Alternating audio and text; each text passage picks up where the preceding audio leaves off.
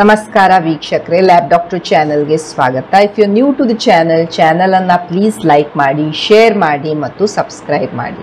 Because ಈ channel ಮೂಲಕ ನಾವು ನಿಮಗೆ ಹೆಲ್ತ್ ರಿಲೇಟೆಡ್ ಇನ್ಫಾರ್ಮೇಷನ್, ಮೆಡಿಕಲ್ ಇನ್ಫಾರ್ಮೇಷನನ್ನು ಕೊಡ್ತಾ ಇರ್ತೇವೆ. ನಮ್ಮ ದೇಶದಲ್ಲಿ ಈ ವೈಟಮಿನ್ B12 ಏನಿದೆ ಬಹಳ ಕಾಮನ್ ಡೆಫಿಷಿಯನ್ಸಿ ನಾವು ಎವ್ರಿಡೇ ಲೈಫಲ್ಲಿ ನೋಡ್ತಾ ಇರ್ತೇವೆ ಪೇಷಂಟ್ಸಲ್ಲಿ. ಈ ವೈಟಮಿನ್ B12, ವೈಟಮಿನ್ D ಬಹಳ ಕಾಮನ್ ಡೆಫಿಷಿಯನ್ಸೀಸ್. ಆ್ಯಂಡ್ ಬಹಳಷ್ಟು ಸಲ ಪೇಷಂಟ್ಸ್ ಸಿಮ್ಟಮ್ಸಿಂದ ಬರ್ತಾರೆ ಆ್ಯಂಡ್ ನಾವು ಅವರ ವೈಟಮಿನ್ B12 ನೋಡಿದಾಗ ಅವರ ವೈಟಮಿನ್ B12 ಬಹಳ ಕಡಿಮೆ ಇರುತ್ತೆ.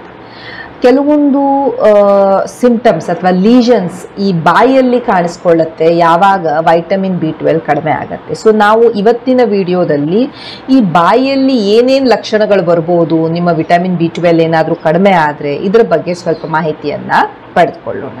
ಸೊ ವೈಟಮಿನ್ B12 ಇದು ಒಂದು ಇಂಪಾರ್ಟೆಂಟ್ ವೈಟಮಿನ್. ನಮ್ಮ ಬಾಡಿಯಲ್ಲಿ ಬಹಳಷ್ಟು ಕೆಲಸಗಳನ್ನು ಇದು ನಮ್ಮ ಬಾಡಿಯಲ್ಲಿ ಮಾಡ್ತಾ ಇರುತ್ತೆ. 3 ಇಂಪಾರ್ಟೆಂಟ್ ಫಂಕ್ಷನ್ಸನ್ನು ಈ ವೈಟಮಿನ್ B12 ಮಾಡ್ತಾ ಇರುತ್ತೆ. ಒಂದು, ನಿಮ್ಮ ಕೆಂಪು ರಕ್ತ ಕಣಗಳ ಡೆವಲಪ್ಮೆಂಟಿಗೆ ಈ ವೈಟಮಿನ್ B12 ಬೇಕು. ಸೊ ಈ B12 ಕಡಿಮೆ ಆದಾಗ ಪೇಷಂಟ್ಸಿಗೆ ಈ ಕೆಂಪು ರಕ್ತ ಕಣಗಳು ಸರಿಯಾಗಿ ಡೆವಲಪ್ ಆಗೋದಿಲ್ಲ, ಸರಿಯಾಗಿ ಫಾರ್ಮ್ ಆಗೋದಿಲ್ಲ. ಆದ್ದರಿಂದ B12 ಡೆಫಿಷಿಯನ್ಸಿಯಿಂದ ಪೇಷಂಟ್ಸಿಗೆ ರಕ್ತಹೀನತೆ ಆಗತ್ತೆ, ಅನೀಮಿಯಾ ಆಗತ್ತೆ, ಅವರ ಹಿಮೋಗ್ಲೋಬಿನ್ ಏನಿದೆ ಬಹಳ ಕಡಿಮೆ ಆಗಿಬಿಡುತ್ತೆ. ಈಗ ಹಿಮೋಗ್ಲೋಬಿನ್ ಕಡಿಮೆ ಆಗೋದಕ್ಕೆ 2 ಇಂಪಾರ್ಟೆಂಟ್ ರೀಸನ್. ಒಂದು, ಅಯರ್ನ್ ಡೆಫಿಷಿಯನ್ಸಿ ಅನಿಮಿಯಾ, ನಮ್ಮ ಬಾಡಿಯಲ್ಲಿ ತಾಮ್ರದ ಅಂಶ ಕಡಿಮೆ ಆದಾಗ ಆಗುವಂಥ ಅನಿಮಿಯಾ. ಇನ್ನೊಂದು ಈ ವೈಟಮಿನ್ B12 ಡೆಫಿಷಿಯನ್ಸಿ ಅನಿಮಿಯಾ. ಈ ವೈಟಮಿನ್ B12 ಈ ಕೆಂಪು ರಕ್ತ ಕಣಗಳನ್ನು ತುಂಬ ದೊಡ್ಡದು ಮಾಡಿಬಿಡುತ್ತೆ. ಎರಡನೇ ಫಂಕ್ಷನ್ ಅಂತ ಹೇಳಿದರೆ, ಎಲ್ಲ ಜೀವಕೋಶದಲ್ಲಿ ಇರುವಂತಹ DNA ಸಿಂಥಸಿಸ್ ಮಾಡಲಿಕ್ಕೆ ನಮಗೆ ವೈಟಮಿನ್ B12 ಬೇಕು. ಸೊ ಎಲ್ಲ ಜೀವಕೋಶಗಳು, ಅದು ನಿಮ್ಮ ಚರ್ಮದ ಜೀವಕೋಶಗಳು, ನಿಮ್ಮ ಕೂದಲಿನ ಜೀವಕೋಶಗಳು, ನಿಮ್ಮ ಹೊಟ್ಟೆಯ ಜೀವಕೋಶಗಳು, ಎಲ್ಲ ಸೆಲ್ಸಲ್ಲೂ ನಮಗೆ ವೈಟಮಿನ್ B12 ಬೇಕು. ಸೊ ಆದ್ದರಿಂದ ವೈಟಮಿನ್ B12 ಡೆಫಿಷಿಯನ್ಸಿ ಆದಾಗ ನಾವು ಬ್ರೈನಲ್ಲಿ ಚೇಂಜಸ್ ನೋಡ್ತೇವೆ, ಹಾರ್ಟಲ್ಲಿ ಚೇಂಜಸ್ ನೋಡ್ತೇವೆ, ಕಣ್ಣಲ್ಲಿ ಚೇಂಜಸ್ ನೋಡ್ತೇವೆ, ಚರ್ಮದಲ್ಲಿ ಚೇಂಜಸ್ ನೋಡ್ತೇವೆ, ಕೂದಲಲ್ಲಿ ಚೇಂಜಸ್ ನೋಡ್ತೇವೆ ಇರ್ತೇವೆ. ಸೊ ಸೆಕೆಂಡ್ ಇಂಪಾರ್ಟೆಂಟ್ ಫಂಕ್ಷನ್ ಅಂತ ಹೇಳಿದರೆ ಈ DNA ಸಿಂಥಸಿಸ್ ಬೇಕಾಗತ್ತೆ. ಆ್ಯಂಡ್ ಥರ್ಡ್ ಇಂಪಾರ್ಟೆಂಟ್ ಫಂಕ್ಷನ್ ಅಂದರೆ ಈ ನರಗಳ ಮೇಲಿರುವ ಲೈನಿಂಗ್, ಈ ಮೈಲಿನ್ ಶೀತನ್ನು ಏನು ಮಾಡ್ತಾ ಇರುತ್ತೆ ಅದರ ಲೈನಿಂಗಿಗೆ ನಮಗೆ ವೈಟಮಿನ್ B12 ಬೇಕು. ಸೊ ಅದರಿಂದ ವೈಟಮಿನ್ B12 ಡೆಫಿಷಿಯನ್ಸಿ ಆದಾಗ ಪೇಷಂಟ್ಸಿಗೆ ಈ ಸ್ವಲ್ಪ ಬ್ಯಾಲೆನ್ಸ್ ತಪ್ಪದಂಗೆ ಆಗೋದು, ಕೈಕಾಲೆಲ್ಲ ಈ ಸೂಜಿ ತೆಗೆದುಕೊಂಡು ಚುಚ್ಚಿದಾಗ ಆಗೋದು, ಅಥವಾ ಕೈಕಾಲುಗಳಲ್ಲಿ ವೀಕ್ನೆಸ್ ಬರೋದು, ಸ್ನಾಯುಗಳಲ್ಲಿ ನೋವು ಬರೋದು, ಇವೆಲ್ಲ ಸಿಂಪ್ಟಮ್ಸ್ ನಾವು ನೋಡ್ತಾ ಇರ್ತೇವೆ. ಕೆಲವೊಂದು ಸಿಂಪ್ಟಮ್ಸ್ ಪರ್ಟಿಕ್ಯುಲರ್ಲಿ ಈ ಬಾಯಲ್ಲಿ ಕಾಣ್ತಾ ಇರ್ತವೆ ವೈಟಮಿನ್ B12 ಡೆಫಿಷಿಯನ್ಸಿ. ಏನು ಅವು ಸಿಂಪ್ಟಮ್ಸ್ ಅಂತ ನಾವು ತಿಳ್ಕೊಳ್ಳೋಣ.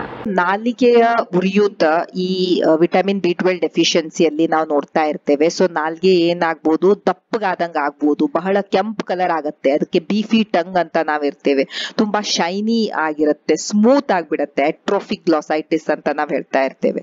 ಸೊ ಈ B12 ಕಡಿಮೆ ಆದಾಗ ಇಲ್ಲಿಯ DNA ಸಿಂಥಸಿಸ್, ಈ ಬಾಯಿ ಒಳಗಿರುವ ಜೀವಕೋಶದ DNA ಸಿಂಥಸಿಸ್ ಸಹ ಕಡಿಮೆ ಆಗತ್ತೆ. ಅಂಡ್ ಈ ರೀತಿ ಅದು ಚೇಂಜಸ್ ಅನ್ನ ಮಾಡ್ತಾ ಇರ್ಬೋದು. ಸೊ ಟಂಗ್ ಕೆಲವೊಬ್ಬರಲ್ಲಿ ಏನಾದ್ರೂ ತಿಂದ್ರು ಅದು ಉರಿಯೋದಾಗ್ಲಿ, ಬಹಳ ನೋವು ಉಂಟಾಗೋದಾಗ್ಲಿ, ಬರ್ನಿಂಗ್ ಸೆನ್ಸೇಷನ್ ಆಗ್ಲಿ ಮಾಡ್ತಾ ಇರಬಹುದು. ನೋಡಿ ಹೇಗೆ ಈ ರೀತಿ ಕೆಂಪಗಾಗ್ಬಿಟ್ಟಿದೆ, ಇದನ್ನ ಬಿಫಿ ಟಂಗ್ ಅಂತೇವೆ. ಇಲ್ಲಿ ನೋಡಿ ಎಷ್ಟು ರೆಡ್ ಆಗಿದೆ, ಪೇಷಂಟ್ ಗೆ ತುಂಬಾ ಉರಿಯುತ್ತೆ, ಇದು ಪೇನ್ಫುಲ್ ಆಗಿರುತ್ತೆ. ಅಂಡ್ ಇಲ್ಲಿ ನೋಡಿ ರೆಡ್ಡಿಶ್ ಪ್ಯಾಚಸ್ ಇರಬಹುದು, ಇಲ್ಲಿ ನೀವು ಕೆಲವೊಂದು ಅಲ್ಸರ್ ಸಹ ನೋಡ್ತಾ ಇರಬಹುದು. ಇದು B12 ಡೆಫಿಷಿಯನ್ಸಿಯಲ್ಲಿ ನೋಡ್ತಾ ಇರ್ತೇವೆ. ಈ ಪೇಷಂಟ್ ಅಲ್ಲಿ ನೋಡಿ ಈ ರೀತಿ ನಾಲ್ಗೆ ಹೇಗೆ ಶೈನಿ ಆಗಿದೆ, ಇಲ್ಲಿ ಈ ರೀತಿ ಪ್ಯಾಪಿಲೇನೆ ಇಲ್ಲ. ಇದು ಈ ಪೇಷಂಟ್ ಗೆ ವಿಟಮಿನ್ B12 ಡೆಫಿಷಿಯನ್ಸಿ ಇತ್ತು. ಅಂಡ್ ವಿಟಮಿನ್ B12 ಅನ್ನ ಕೊಟ್ಟ 1 ತಿಂಗಳ ನಂತರ ಈ ರೀತಿ ಪೇಷಂಟಿನ ನಾಲಿಗೆ ನಾರ್ಮಲ್ ಈ ತರ ಪ್ಯಾಪಿಲೆ ಎಲ್ಲ ನಾವು ನೋಡ್ತಾ ಇದ್ದೇವೆ. ಸೊ ಇದು ಡೆಫಿಷಿಯಂಟ್ ಪೇಷಂಟ್ ಅಲ್ಲಿ ಇರುವಂತ ನಾಲಿಗೆ, ಅಟ್ರೋಫಿಕ್ ಗ್ಲಾಸೈಟಿಸ್. ಅಂಡ್ ಈ ಡಿಫ್ರೆಂಟ್ ಟೈಪ್ಸ್ ಆಫ್ ನಾಲಿಗೆ ಉರಿಯೂತ ಆಗ್ಬೋದು. ಇದು ನಾರ್ಮಲಿ ಕಾಣುವಂತ ನಾಲಿಗೆ, ಇದು ಡಿಸ್ಕ್ವಾಮೇಟಿವ್ ಗ್ಲಾಸೈಟಿಸ್ ಈ ರೀತಿ ಆಗತ್ತೆ. ಇಲ್ಲಿ ನೋಡಿ ಫೋಲ್ಡೆಡ್ ಗ್ಲಾಸೈಟಿಸ್ ಈ ರೀತಿ ಕಾಣಿಸ್ತಾ ಇರುತ್ತೆ. ಇದು ಕ್ಯಾಂಡಿಡಾ ಗ್ಲಾಸೈಟಿಸ್, ಇದು ಫಂಗಲ್ ಇನ್ಫೆಕ್ಷನ್ ಆದಾಗ ತುಂಬಾ ವೈಟ್ ಕಲರ್ ಕಾಣ್ತಾ ಇರುತ್ತೆ. ಅಲ್ಸರೇಟಿವ್ ಗ್ಲಾಸೈಟಿಸ್, ಇಲ್ಲಿ ಅಲ್ಸರ್ಸ್ ಕಾಣ್ತಾ ಇರ್ತವೆ. ಅಂಡ್ ಈ ತರದ ಏರಿಯಾ ಮೀಡಿಯನ್ ರೊಂಬಾಯ್ಡ್ ಗ್ಲಾಸೈಟಿಸ್, ಇದು ಅಟ್ರೋಫಿಕ್ ಗ್ಲಾಸೈಟಿಸ್. ಇದು ಡಿಫ್ರೆಂಟ್ ಟೈಪ್ಸ್ ಆಫ್ ಉರಿಯೂತ ಯಾವುದು ನಾವು ನಾಲಿಗೆಯಲ್ಲಿ ನೋಡ್ತಾ ಇರ್ತೇವೆ. ಸೊ ಇಲ್ಲಿ ನೋಡಿ ನಾಲಿಗೆ ಹೇಗೆ ಇಲ್ಲಿ ಚೇಂಜಸ್ ಕಾಣ್ತಾ ಇದೆ, ಹೇಗೆ ಇಲ್ಲಿ ಈ ತರ ರೆಡ್ಡಿಶ್ ಆಗಿದೆ, ಹೇಗೆ ಇಲ್ಲಿ ಉರಿಯೂತ ಆಗಿದೆ. ಸೊ ಇಲ್ಲಿ ಇದು ಎಷ್ಟು ಶೈನಿ ಆಗಿದೆ, ಏನು ಅಟ್ರೋಫಿ ಆಗಿದೆ. ಸೊ ಈ ರೀತಿ ಎಲ್ಲಾ ಚೇಂಜಸ್ ಅನ್ನ ನಾವು ವೈಟಮಿನ್ B12 ಕಡಿಮೆ ಆದಾಗ ಪೇಷಂಟಿನ ನಾಲಿಗೆಯಲ್ಲಿ ನೋಡ್ತಾ ಇರಬಹುದು. ಗ್ಲಾಸೈಟಿಸ್ ಗೆ ಬಹಳಷ್ಟು ಅದರ್ ಕಾರಣಗಳು ಇರ್ತವೆ. ವೈಟಮಿನ್ B12 ಮಾತ್ರವಲ್ಲ, ಬೇರೆ ಅದರ್ ರೀಸನ್ಸ್ ಇಂದ ಸಹ ಈ ನಾಲಿಗೆಯ ಉರಿಯೂತ ಆಗ್ಬೋದು. ನಾಲಿಗೆ ಉರಿಯೂತ ಅಂದ್ರೆ ಏನಾಗತ್ತೆ, ಅಲ್ಲಿ ಇನ್ಫ್ಲಮೇಷನ್ ಆಗ್ತಾ ಇರುತ್ತೆ, ನಮ್ಮ ಬಿಳಿ ರಕ್ತ ಕಣಗಳು ಅಲ್ಲಿ ಬರ್ತಾವೆ, ಅಲ್ಲಿ ಒಂದು ಫೈಟಿಂಗ್ ನಡೀತಾ ಇರುತ್ತೆ ನಮ್ಮ ಬಾಡಿ ಮತ್ತು ಈ ನಾಲಿಗೆಯಲ್ಲಿ ಇರುವಂತಹ ಜೀವಕೋಶಗಳ ಮಧ್ಯ. ಸೊ ಈ ಗ್ಲಾಸೈಟಿಸ್ ಬೇರೆ ಯಾವ ಯಾವ ಕಂಡೀಷನ್ಸ್ ಅಲ್ಲಿ ನಾವು ನೋಡ್ತಾ ಇರ್ತೇವೆ. ಅಯರ್ನ್ ಡೆಫಿಷಿಯನ್ಸಿ ಅನಿಮಿಯಾ, ನಿಮ್ಮ ಬಾಡಿಯಲ್ಲಿ ತಾಮ್ರದ ಅಂಶ ಕಡಿಮೆ ಆದಾಗ ಈ ತರ ಗ್ಲಾಸೈಟಿಸ್ ಬರಬಹುದು. ನಿಮ್ಮ ಬಾಡಿಯಲ್ಲಿ ಫೋಲೇಟ್ ಕಡಿಮೆ ಆದಾಗ ಈ ರೀತಿ ಗ್ಲಾಸೈಟಿಸ್ ಆಗಬಹುದು. ನಿಮ್ಮ ಬಾಡಿಯಲ್ಲಿ ವೈಟಮಿನ್ B2, ವೈಟಮಿನ್ B6 ಇವು ಕಡಿಮೆ ಆದಾಗ ಗ್ಲಾಸೈಟಿಸ್ ಆಗಬಹುದು. ಕೆಲವೊಂದು viral infection like herpes simplex virus infection ಅಲ್ಲಿ ಈ ರೀತಿ ಗ್ಲಾಸೈಟಿಸ್ ಆಗ್ಬೋದು. ಕೆಲವೊಮ್ಮೆ ಈ HIV ವೈರಸ್ ಈ ರೀತಿ ಗ್ಲಾಸೈಟಿಸ್ ಅನ್ನ ಮಾಡಬಹುದು. ಬ್ಯಾಕ್ಟೀರಿಯಲ್ ಇನ್ಫೆಕ್ಷನ್ ಆದಾಗ, ಫಂಗಲ್ ಇನ್ಫೆಕ್ಷನ್ ಎಸ್ಪೆಷಲಿ ಕ್ಯಾಂಡಿಡಲ್ ಇನ್ಫೆಕ್ಷನ್ ಆದಾಗ ನಾಲಿಗೆಯಲ್ಲಿ ಉರಿಯೂತವಾಗತ್ತೆ. ಕೆಲವೊಮ್ಮೆ ನಾಲಿಗೆ ಬಹಳ ಬಿಳಿ ಕಲರ್ದು ವೈಟ್ ಕೋಟೆಡ್ ಟಂಗ್ ಆಗ್ಬಿಡುತ್ತೆ. ಕೆಲವೊಂದು ಅಲರ್ಜೀಸ್ ಅಲ್ಲಿ ಈ ರೀತಿ ನಾಲಿಗೆಯ ಉರಿಯೂತ ಆಗ್ಬೋದು. ಎಸ್ಪೆಷಲಿ ನೀವು ಯಾವುದೋ ಒಂದು ಫುಡ್ ತಿಂದ್ರಿ, ಆ ಫುಡ್ಗೆ ನಿಮ್ಗೆ ಅಲರ್ಜಿ ಆಯ್ತು, ಅಥವಾ ನೀವು ಯೂಸ್ ಮಾಡುವಂತಹ ಈ ಓರಲ್ ಕೇರ್ ಪ್ರಾಡಕ್ಟ್ಸ್ ಗೆ ಏನಾದ್ರೂ ಅಲರ್ಜಿ ಆಯ್ತು, ಆವಾಗ ನಾಲಿಗೆ ಉರಿಯೂತ ಆಗ್ಬಿಡ್ಬೋದು. ಒಂದು ಇರಿಟೆಂಟ್ಸ್, ಈ ತಂಬಾಕು ತಿನ್ನೋದ್ರಿಂದ, ಮದ್ಯಪಾನ ಮಾಡೋದ್ರಿಂದ, ಈ ಗುಟ್ಕಾ ತಿನ್ನೋದ್ರಿಂದ ಎಲ್ಲ ನಾಲಿಗೆಯ ಉರಿಯೂತ ಆಗ್ಬಹುದು ಅಥವಾ ಗ್ಲಾಸೈಟಿಸ್ ಆಗ್ಬಹುದು. ಸೊ ಇವೆಲ್ಲ ಕಂಡೀಷನ್ಸ್ ಅಲ್ಲಿ ಗ್ಲಾಸೈಟಿಸ್ ಆಗ್ಬಹುದು. Vitamin B12 one of the reason for ಈ ಗ್ಲಾಸೈಟಿಸ್ ಅಥವಾ ನಾಲಿಗೆಯ ಉರಿಯೂತಕ್ಕೆ. ಬಾಯಿಯ ಅಲ್ಸರ್ ಇನ್ನೊಂದು ಕಾಮನ್ ಕಂಡೀಷನ್ ನಾವು ನೋಡ್ತಾ ಇರ್ತೇವೆ. ಆಫ್ತಸ್ ಅಲ್ಸರ್ ನೋಡ್ಬೋದು ನೀವು, ಹೇಗೆ ಇಲ್ಲಿ ಮಧ್ಯದಲ್ಲಿ ವೈಟಿಶ್ ಇದೆ, ಸೈಡಿಗೆ ರೆಡ್ಡಿಶ್ ಇರುತ್ತೆ, ತುಂಬಾ ಪೇನ್ಫುಲ್ ಇರುತ್ತೆ, ಏನೂ ತಿನ್ನಕ್ ಆಗ್ತಾ ಇರೋದಿಲ್ಲ, ಬಹಳ ಉರಿ ಆಗತ್ತೆ. ಸ್ವಲ್ಪ ಖಾರ ಎಕ್ಸೆಟ್ರಾ ತಿಂದಾಗ್ಲೂ ಇದು ತುಂಬಾ ಉರಿಲಿಕ್ಕೆ ಶುರು ಆಗತ್ತೆ. ಈ ಅಲ್ಸರ್ ಏನಿದೆ ನಿಮ್ಮ ತುಟಿಯ ಮೇಲೆ ಆಗ್ಬೋದು, ನಿಮ್ಮ ಚೀಕ್ಸ್ ಒಳಗಡೆ ಆಗ್ಬೋದು, ನಿಮ್ಮ ನಾಲಿಗೆಯ ಮೇಲೆ ಆಗ್ಬೋದು. ಅದೇ ರೀತಿ ಮೌತ್ ಅಲ್ಸರ್ ಸಹ ಜಸ್ಟ್ ವೈಟಮಿನ್ B12 ಮಾತ್ರವಲ್ಲ, ಬಹಳಷ್ಟು ಬೇರೆ ಅದರ್ ಕಂಡೀಷನ್ಸ್ ಇಂದ ಆಗ್ಬೋದು. ಲೈಕ್ ನಿಮ್ಗೆ ಸ್ಟ್ರೆಸ್ ಆಯ್ತು, ಬಹಳ ಆಂಕ್ಷಿಯಸ್ ಆಗ್ಬಿಟ್ಟಿದ್ದೀರಾ, ಆವಾಗ ನಿಮ್ಗೆ ಈ ತರ ಓರಲ್ ಅಲ್ಸರ್ಸ್ ಆಗ್ಬೋದು. ನಿಮ್ಗೆ ಹಾಕಿದಂತ ಈ ಹಲ್ಲಿನ ಸೆಟ್ಟು ಡೆಂಚರ್ ಸರಿಯಾಗಿ ಫಿಟ್ ಆಗ್ತಾ ಇಲ್ಲ, ಆವಾಗ ಬಾಯಿಯಲ್ಲಿ ಈ ತರ ಹುಣ್ಣಾಗಬಹುದು. ಕೆಲವೊಂದು ಆಹಾರ ಪದಾರ್ಥ, ಕೆಲವೊಬ್ಬರಿಗೆ ಬಹಳ ಈ ಸ್ಪೈಸಿ ಫುಡ್ ತಿಂದ್ರೆ, ಬಹಳ ಅಸಿಡಿಕ್ ಫುಡ್ ತಿಂದ್ರೆ ಅವರಿಗೆ ಆವಾಗ ಈ ನಾಲಿಗೆಯಲ್ಲಿ ಉರಿತ ಮತ್ತು ಈ ತರ ಹುಣ್ಣಾಗಬಹುದು. ಹಾರ್ಮೋನಲ್ ಚೇಂಜಸ್ ಇಂದ ಅಥವಾ ಈ ನ್ಯೂಟ್ರಿಷನಲ್ ಡೆಫಿಷಿಯನ್ಸಿ, ಬರೀ ವಿಟಮಿನ್ B12 ಅಲ್ಲ, ವಿಟಮಿನ್ B6 ಇರ್ಬೋದು, ಫೋಲೇಟ್ ಡೆಫಿಷಿಯನ್ಸಿಯಿಂದ ಈ ತರ ಹುಣ್ಣಾಗಬಹುದು. ನಿಮ್ಮ ಬಾಯಿಯಲ್ಲಿ ಏನಾದ್ರೂ ಅಲರ್ಜಿ ಆಯ್ತು, ಅದು ಯಾವುದೇ ಟೈಪ್ ಆಫ್ ಫುಡ್ ಇರ್ಬೋದು ಅಥವಾ ಓರಲ್ ಹೈಜೀನ್ ಪ್ರಾಡಕ್ಟ್ಸ್ ಇರಬಹುದು. ಕೆಲವೊಂದು ಔಷಧಿಗಳಿಗೆ ಎಸ್ಪೆಷಲಿ ಪೇನ್ ಕಿಲ್ಲರ್ಸ್ ತೆಗೆದುಕೊಂಡಾಗ ಕೆಲವೊಬ್ಬರಿಗೆ ಅದು ಬರೋದಿಲ್ಲ, ಆವಾಗ ಅವರಿಗೆ ಅಲ್ಸರ್ಸ್ ಆಗ್ಬೋದು. ಕೆಲವೊಂದು auto immune disease like Crohn's disease, inflammatory bowel diseases ಎಲ್ಲ ಈ ತರ ಅಲ್ಸರ್ ಆಗಬಹುದು. ಇನ್ನೊಂದು ಸಿಂಪ್ಟಮ್ ಈ ವೈಟಮಿನ್ B12 ಡೆಫಿಷಿಯನ್ಸಿ ಅಂದ್ರೆ ನಾಲಿಗೆ ಉರಿಯೋದು, ಒಂಥರ ಬರ್ನಿಂಗ್ ಸೆನ್ಸೇಷನ್ ಆಗ್ತಾ ಇರುತ್ತೆ. ಅಲ್ಲಿರುವಂತಹ ಈ ನರಗಳನ್ನಾಗ್ಲಿ, ಅಲ್ಲಿರುವಂತಹ ಈ ಟಿಶ್ಯೂಸ್ ಅನ್ನ ಈ ವೈಟಮಿನ್ B12 ಇಲ್ಲದೆ ಇರೋ ಕಾರಣ ಅದು ವೀಕ್ ಆಗಿರೋದ್ರಿಂದ ಈ ಪೇಷಂಟ್ಸಿಗೆ ಒಂಥರ ಉರಿಯೂತ ಆಗೋದು, ಒಂಥರ ಉರಿದಾಗೋದು, ಬರ್ನಿಂಗ್ ಸೆನ್ಸೇಷನ್ ಆಗೋದು, ಏನೇ ತಿಂದ್ರು ನಾಲ್ಗೆ ಉರಿತಾ ಇದೆ ಅನ್ನೋದು, ಈ ರೀತಿ ಲಕ್ಷಣಗಳು ಪೇಷಂಟ್ಸ್ ಹೇಳ್ತಾ ಇರ್ತಾರೆ. ಕೆಲವೊಮ್ಮೆ ಪೇಷಂಟಿಗೆ ನಾಲಿಗೆಯಲ್ಲಿ ಏನೋ ಚುಚ್ಚಿದಾಗ ಆಗ್ತಾ ಇರುತ್ತೆ, ಏನೋ ಸ್ಟಿಂಗಿಂಗ್ ಸೆನ್ಸೇಷನ್ ಆಗ್ತಾ ಇರುತ್ತೆ. ಇದು ಸಹ ವೈಟಮಿನ್ B12 ಡೆಫಿಷಿಯನ್ಸಿಯಲ್ಲಿ ನಾವು ನೋಡ್ತಾ ಇರ್ತೇವೆ. ಇನ್ನೊಂದು ಸಿಂಪ್ಟಮ್ ನಾವು ನೋಡ್ತಾ ಇರ್ತೇವೆ ಆಂಗ್ಯುಲರ್ ಕಿಲೈಟಿಸ್ ಅಂತ. ಆಂಗ್ಯುಲರ್ ಕಿಲೈಟಿಸ್ ಅಂದ್ರೆ ಇಲ್ಲಿ ಬಾಯಿಯ ತುಟಿಯ ಸೈಡ್ಗೆ ಇಲ್ಲಿ ಕ್ರ್ಯಾಕ್ಸ್ ಬರ್ತಾ ಇರುತ್ತೆ. ಸೊ ಇದು ರೆಡ್ಡಿಶ್ ಅಥವಾ ವೈಟಿಶ್ ಆಗ್ಬಹುದು, ತುಂಬಾ ಪೇನ್ಫುಲ್ ಆಗಿರುತ್ತೆ. ಅಂಡ್ ಈ ರೀತಿ ಈ ಚೇಂಜಸ್ ಅನ್ನ ನಾವು B12 ಡೆಫಿಷಿಯನ್ಸಿಯಲ್ಲಿ ಸಹ ನೋಡ್ತಾ ಇರ್ತೇವೆ. ಅಂಡ್ HIV ಪೇಷಂಟ್ಸ್ ಅಲ್ಲಿ ಅಥವಾ ಈ ಕ್ಯಾಂಡಿಡಲ್ ಇನ್ಫೆಕ್ಷನ್ ಅಲ್ಲಿ ಎಲ್ಲ ಇದನ್ನ ನಾವು ನೋಡಬಹುದು.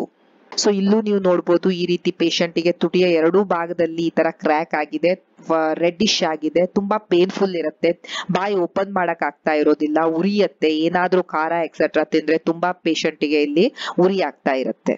ಇದು ಸೇಮ್ ಪೇಷಂಟ್ ಇಲ್ಲಿ ನೋಡಬಹುದು ನೀವು, ಇಲ್ಲಿ ವೈಟಿಶ್ ಆಗಿದೆ, ಇಲ್ಲಿ ಹೀಲ್ ಆಗ್ತಾ ಇದೆ, ಬಟ್ ತುಂಬಾ ಪೇನ್ಫುಲ್ ಇರುತ್ತೆ. ಆಂಗ್ಯುಲರ್ ಕೈಲೈಟಿಸ್. ಆಂಗ್ಯುಲರ್ ಕಿಲೈಟಿಸ್ ಏನಿದೆ ಬೇರೆ ಕೆಲವೊಂದು ಇನ್ಫೆಕ್ಷನ್ ಇಂದ, ಎಸ್ಪೆಷಲಿ ಈ ಕ್ಯಾಂಡಿಡಾ, ಈ ಫಂಗಲ್ ಇನ್ಫೆಕ್ಷನ್ ಏನಿದೆ ಅದು ಒಂದು ಕಾಮನೆಸ್ಟ್ ಕಾಸ್ ಈ ತರ ಆಂಗ್ಯುಲರ್ ಕಿಲೈಟಿಸ್ ಮಾಡ್ಲಿಕ್ಕೆ. ಕೆಲವೊಂದ್ಸಲ ಇರಿಟೇಷನ್ ಇಂದ ಈ ಬಹಳ ಅವರಿಗೆ ಎಂಜಿಲ್ ಬರ್ತಾ ಇರುತ್ತೆ, ಕೆಲವೊಂದ್ಸಲ ಅವರು ನಾಲ್ಗೆಯನ್ನ ಬಹಳ ಲಿಕ್ ಮಾಡ್ತಾ ಇರ್ತಾರೆ, ಅಥವಾ ಪುವರ್ ಓರಲ್ ಹೈಜೀನ್, ಅವರ ಬಾಯಿನ ಆರೋಗ್ಯ ಏನಿರುತ್ತೆ ಅಷ್ಟು ಚೆನ್ನಾಗಿರೋದಿಲ್ಲ. ಆ ತರದ ಕಂಡೀಷನ್ಸ್ ಅಲ್ಲೆಲ್ಲ ಈ ತರ ಆಂಗ್ಯುಲರ್ ಕಿಲೈಟಿಸ್ ಆಗ್ಬಹುದು.